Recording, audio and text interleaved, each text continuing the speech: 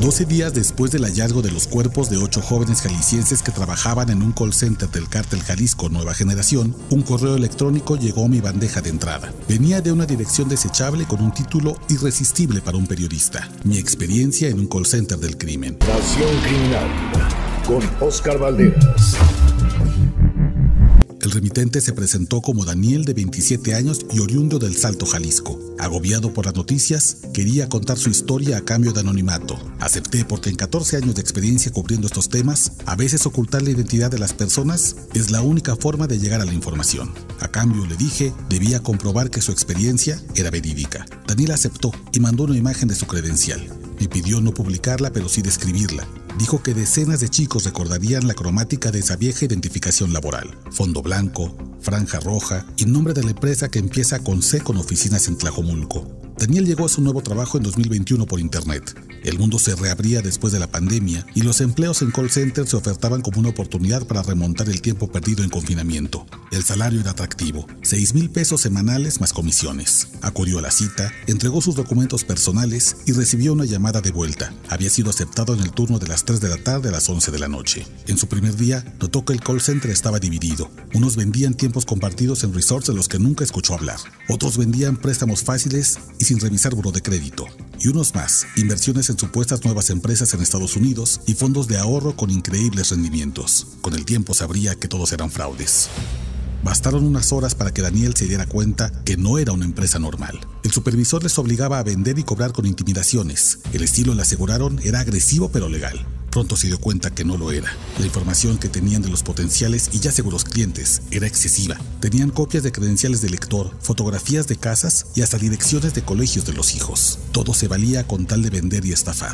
Los más duros amenazaban con mandar gente armada fuera del domicilio del deudor. Y los nuevos, aún sin la voz endurecida, rogaban a adultos mayores que les dieran sus cuentas bancarias para venderles un plan de retiro o los correrían del trabajo. Cada quien defraudaba como podía, temeroso de una máxima que gritaban los superiores: déjalos secos o te seco a ti. Era común la presencia de hombres armados que nadie veía a los ojos, paquetes extraños que parecían ser drogas o armas. ¿Por qué no renuncié si vi todo esto?, se pregunta Daniel, y él mismo responde: porque rápidamente aprendió que salir sin consecuencias no era una opción. Leo textual el 6º párrafo de su correo. Un día faltó un chavo porque se sentía mal del estómago y lo fueron a sacar de su casa frente a su mamá para llevarlo al call center. No lo tenían trabajando, solo ahí en la silla retorciéndose de dolor. Yo entendí que no importaba que no estuviera en el teléfono. Lo que querían era vigilarlo para que no dijera nada. Pronto aparecieron ridículos requisitos, como siempre compartir la ubicación al supervisor, especialmente en día de descanso, siempre contestar el teléfono, revisiones aleatorias a las redes sociales de los empleados. Los chicos no estaban privados de la libertad, pero se sentían secuestrados virtualmente. Al mismo tiempo había que secar gente, es decir, mentir, exagerar, rogar, insultar, imitar el narcolenguaje para extraer cada peso. 3 chicos renunciaron. Nadie nunca los volvió a ver, ni siquiera en los afiches de desaparecidos. Es como si se hubieran esfumado con todo y sus angustias de pensar que un día las autoridades harían un operativo contra el call center y se los llevarían a prisión. Daniel escapó por un golpe de suerte. En su último día de trabajo notó más nerviosos de lo usual a los supervisores. Sacaban y empacaban cosas con gesto angustiado. Al día siguiente lo entendió.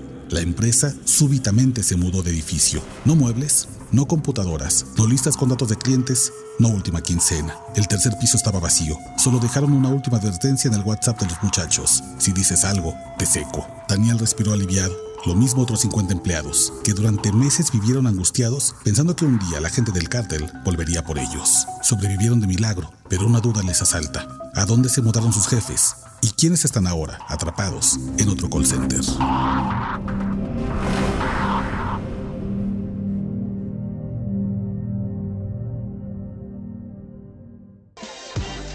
Las 9 de la mañana con 30 minutos. Óscar Valderas, bienvenido, hermano, ¿cómo estás? Querido Luis, muy bien, muchas gracias, buenos días. La herencia maldita de López Obrador a las corcholatas. Este estado en particular. Es un estado que además ha estado gobernado históricamente por el PRI, hizo alternancia con el PAN, con Cabeza de Vaca, y ahora hace otra alternancia con Américo Villarreal de Morena, que además, déjame decirte, ayer tenemos la noticia de que una regidora de Reynosa... ¿Qué es eso?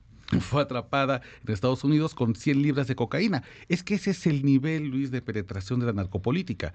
Esta mujer, esta regidora, llega por el Partido Verde, se hace cuando llega a la regidura, a la regiduría, se cambia al PAN Ok. Y después estando en el PAN ya no contesta las llamadas y porque se hace muy cercana a Morena. Porque en realidad es un tema daltónico. En Tamaulipas no hay colores y el único color que pinta es el de la narcopolítica. Lamentablemente hoy, a pesar de que no estamos todavía en la época de las propuestas de campaña muy específicas, no se lea ninguna corcholata decir: reconocemos que hay un problemón que nos va a estallar en las manos, quien gane, y se llama Tamaulipas. No lo tenemos. Sin embargo, ya comienzan a darse cifras muy importantes que nos hablan de que podría ser el gran fracaso de gane quien gane. Y eso es muy preocupante porque nadie está hablando del tema. Oye, las corcholatas están metidas en su tema, que es ganar una encuesta, que ni siquiera tiene reglas muy claras, etcétera. Pero no hay ninguna propuesta, como bien dices, de seguridad, ni tampoco pueden contrastarse las propuestas. Pero lejos de lo político, ¿qué ves en lo poco que han dicho? O sea, Claudia Sheinbaum acaba de terminar ahorita su conferencia de que la ciudad está mejor que cuando la recibió y le mandó aplausos a García Harfuch. Ebrard, pues como que no ha presentado algo más allá del control de armas, y de los otros ni se diga. ¿Tú has seguido eso de estos políticos? ¿Hay algo sustancioso o mejor ni meterse? Deja de enfocarme en las corcholatas de Morena porque son quienes van favoritas. Sí, vamos a hablar de quienes están como frontrunners en ese momento en las encuestas. Claro, a Claudia Sheinbaum le toca una ciudad bastante despedazada en temas de seguridad que le deja Miguel Ángel Mancera, pero tiene herramientas. Tiene, por ejemplo, la mayor red de cámaras de videovigilancia de todo el país, tienes la mayor cantidad de policías certificados en el país, y además tienes aquí los asientos de los poderes federales, que eso ayuda bastante a la hora de traer fuerzas como el Servicio de Protección Federal, el Ejército. Sin embargo, no se le conoce hasta el momento una receta nacional, porque no es lo mismo, evidentemente, la lucha en la inseguridad que en la Ciudad de México, que la que te vas a enfrentar a Michoacán. No lo tenemos. Marcelo Ebrard, por otro lado, ha delineado una política de seguridad que está basada en frenar el tráfico de armas de Estados Unidos hacia México. Hacer un intercambio, básicamente, ¿no? México tendría que frenar el envío de fentanilo hacia Estados Unidos, tratar de impedir que lleguen precursores químicos a nuestros puertos, y a cambio Estados Unidos tendría que poner en orden a las armerías, prácticamente en 10 condados, que es donde está el gran problema. Pero de Adán Augusto, no sé. De Noroña, más allá de los lugares comunes de darle paz al pueblo, pues no. De Ricardo Monreal, pues me gustaría que la receta que tenga la aplique a su propio estado, porque hoy con su hermano. Híjole, y con el otro hermano, con el gobernador, con los dos hermanos, y con el alcalde de Fresnillo, y el primo, ¿no? de los dos hermanos, sí. Nos hace uno. Zacatecas se ha vuelto de verdad el dolor de cabeza de seguridad de este sexenio, porque Andrés Manuel López Obrador nunca vio Zacatecas como un foco rojo. Y bueno, y luego tenemos a la séptima corcholata recién añadida al catálogo, que bueno, pues Jake Cole está para meterse a la política y a ver qué pasa, ¿no? Pero hay quien puede llegar a proponerlo. Ay, pues ya ni modo que nos funen, ¿no? Hoy ha sido un día de funación. Una Lili Téllez, un Gustavo de Hoyos, a lo mejor, o sea, un tipo que tenga carisma, o una tipa que tenga carisma, y yo ahí veo a una Lili Téllez, por ejemplo, creo que podrá hacer lo que quieras, pero algo de carisma tiene, pega, pues sabe hablar, tiene cierto ángel. Y que empiece a hablar y que empiece a proponer el Bukele mexicano. Vamos a matarlos. Porque hace una semana estábamos tú y yo platicando de lo que pasó con los militares, que asesinaron a los 5 chavos estos, que eran unos malandros, probablemente sí, traían armas largas, lo que sea. La cantidad de gente que les aplaudió y que les sigue aplaudiendo y que sigue diciendo mátenlos, claro, que sea sin juicio, mátenlos, ejecuciones. Pues qué peligro, porque si no hay propuestas racionales, que no hay, esto es muy atractivo. Todavía no lo ha agarrado alguna corcholata, que creo que va a ser alguien de la oposición, pero es bien atractivo. Es un riesgo, claro, el discurso radical de Lili Téllez y de Gustavo de Hoyos. Es un peligro para la seguridad pública que empiecen con estos discursos de yo voy a matarlos, yo soy a favor del escuadrón de limpieza, El escuadrón de limpieza. Es terrible. Luis, cuando tú ves el último informe que sacó la Universidad Iberoamericana en el Departamento de Seguridad sobre cómo están los enfrentamientos, qué resultados dan los enfrentamientos entre Sedena y civiles, Tamaulipas es el peor lugar, porque en ese lugar Solamente en Reynosa, Tamaulipas, el ejército mata a 28 personas por cada una que hiere. Ok. Ese es un ejército de fuerza letal, que evidentemente es un problema para todas las personas que viven en Tamaulipas, porque te enfrentas al típico mátalos en caliente y luego investigamos. ¿Por cada herido matan 28? Por cada herido matan 28, 28.8, esa es la cifra, digamos, concreta. ¡Sas! Esto es un informe que salió hace apenas unas horas, salió ayer en la tarde, Pues está cañón hecho eso. por la Universidad Iberoamericana. Y tú ves el mapa de enfrentamientos y todo el resto del país es como verde claro, verdecito, que te va marcando más o menos la intensidad de la fuerza de las de muertes letalidad. civiles. Y Tamaulipas es un azul intenso, el único azul intenso de ese mapa, lo que te demuestra el gran problema.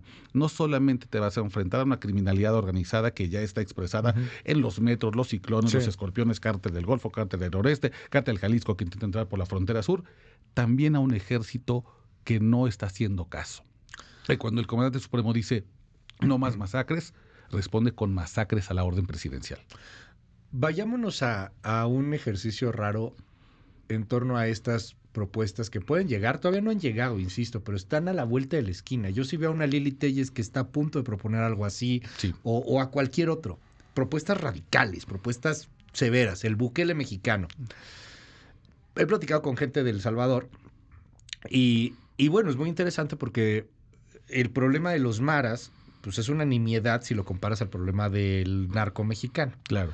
Para empezar, y nadie está discriminando a nadie, pero lo que nos dicen allá es que, bueno, los ubicábamos de volada porque están tatuados de cierta forma. Claro. Entonces, pues obviamente hay tatuajes que solamente tienen los maras. O sea, difícilmente era otro ciudadano, ¿no?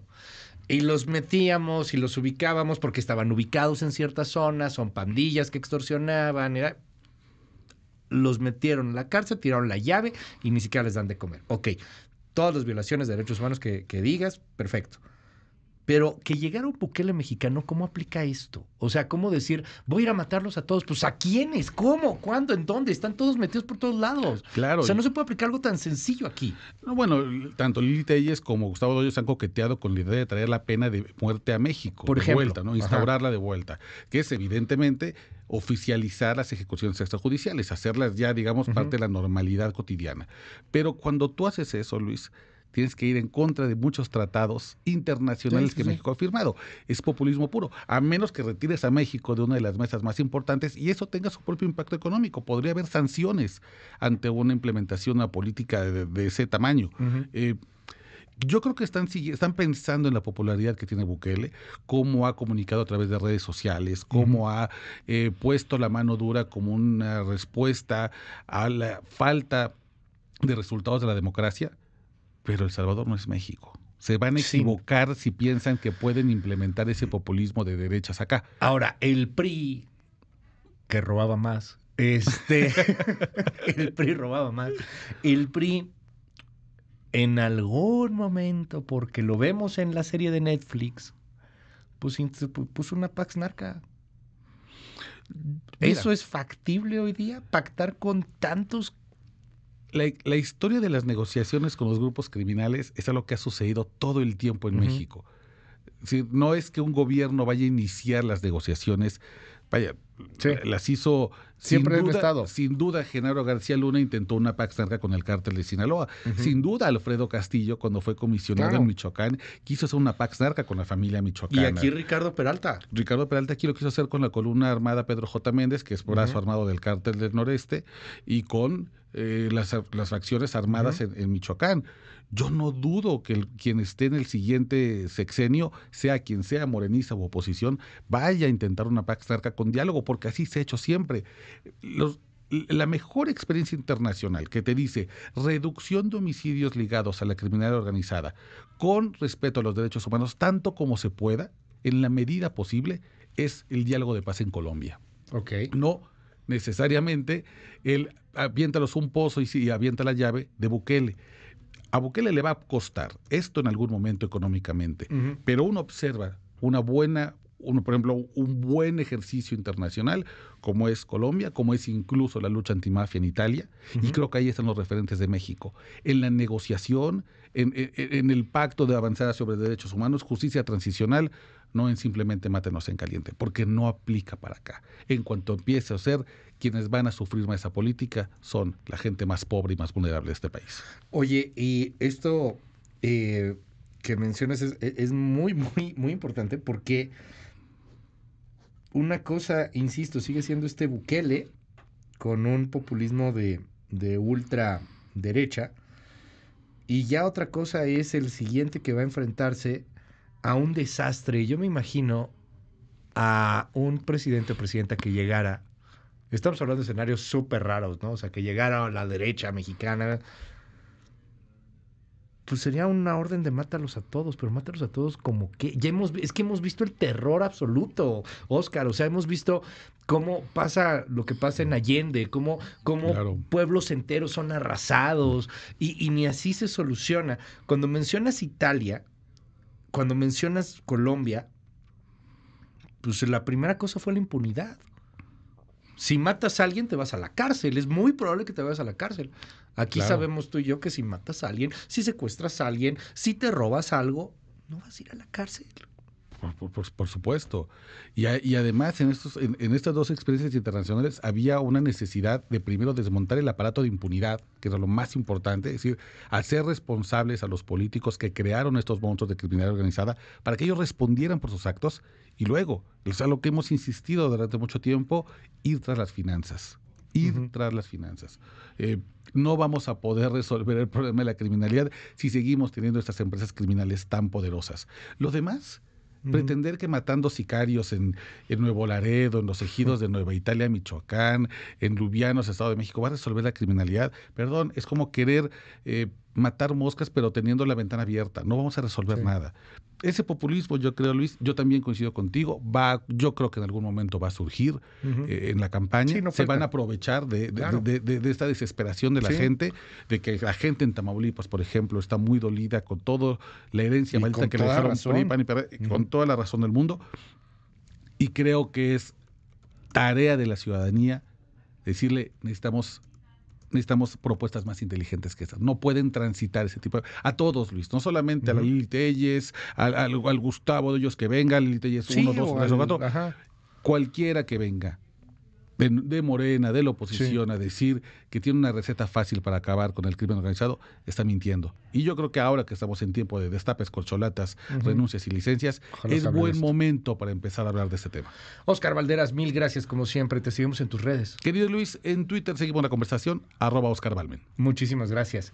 5571-131337. ¿Cómo hacer cuando la delincuencia organizada está directamente con los ayuntamientos? Los municipios son los que están dirigiendo. Luis, un exgobernador ya fallecido del norte que pertenecía al PRI, dijo a los narcos: te permito que trabajes en esta carretera, pero no te metas en este espacio. Palabras más, palabras menos. Y eso funcionaba. Se puede volver a hacer algo así. Fíjate que esto nos escriben mucho, Oscar, es que ustedes no proponen nada, solamente critican. Bueno, pero es que tampoco es nuestra chamba. No es nuestra chamba. proponerlo. O sea, Hay una frase que me encanta, Luis, sobre el periodismo que dice: el periodista no está llamado a pisar las cucarachas, pero sí a prender la luz de la cocina para que corran a esconderse. Está buenísimo. Lo dejaría ahí. 5571-131337. Gracias, Oscar. Las 9:45.